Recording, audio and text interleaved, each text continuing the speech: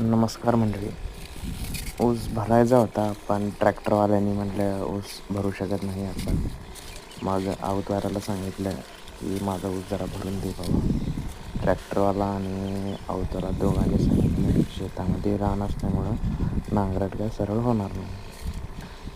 मग म्हटलं आता काय पर्याय, माणसं घेतली तर माणसं काय परवडणार नाही एवढं रान वेचायला, काढायला, भांगलायला. मग म्हटलं औषध फवारणी करू आणि मग बघू याचा रिझल्ट काय येतो. तर सलग 4 दिवस झाले फवारणी करत आहे.